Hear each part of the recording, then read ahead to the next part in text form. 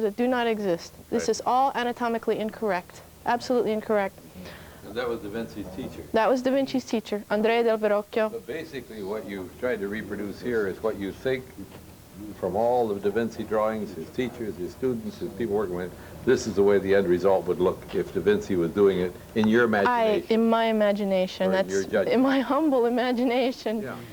Yes, it's. But that's what has to be, isn't it? Yeah. I mean, it's impossible to say. It's absolutely Da Vinci impossible. would have produced exactly this or It's this not, or this. He was going through evolutionary stages. Couldn't have even said really close. I mean, to think of putting my mind where his is just. Yeah, this is my interpretation. It's a group's interpretation. How many in the group were there about in the scholars?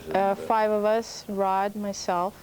But then you had some professors and other people. Yes, and we had others. We have a historical scholars. That are And you called, I think even,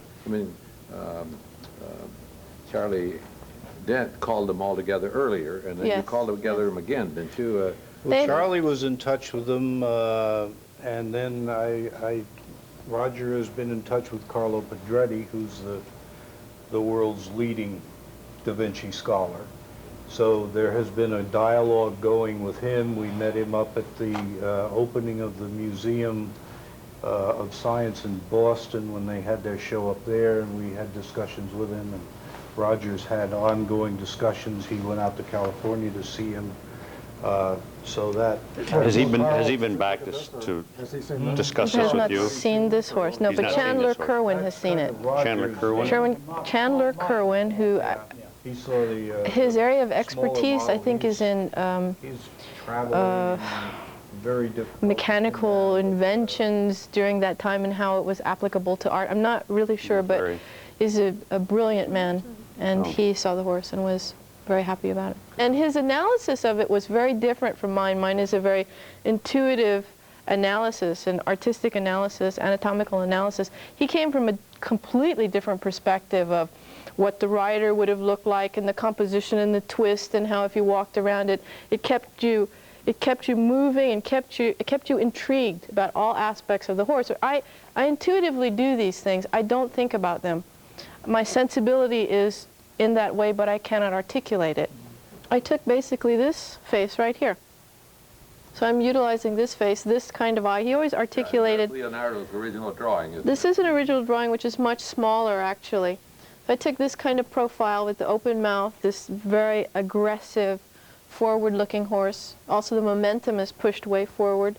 Also utilizing this horse, in which you see a good amount of compression and a turn, which gets him off a straight line. What we wanted to create was a horse which was being reined in, a very collected, powerful horse which would be suitable to a patron like Sforza. So you take all of those influences, philosophically what he would have done, who he would have talked to, the kind of influences on him, where he worked, how he learned the technique of doing hair, what his philosophy was on energy and hair, wind and water, and take that.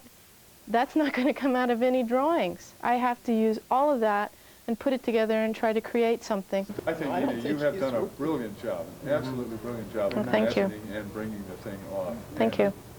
You know, too, you've seen Renaissance horses in Italy, and this thing is a Renaissance horse. When you look at it, your whole sense of it is that's what the Renaissance is all about. And yeah, I've never seen a Leonardo horse because there isn't one, but it sure looks like one to me. Well, thank you very much. Yeah.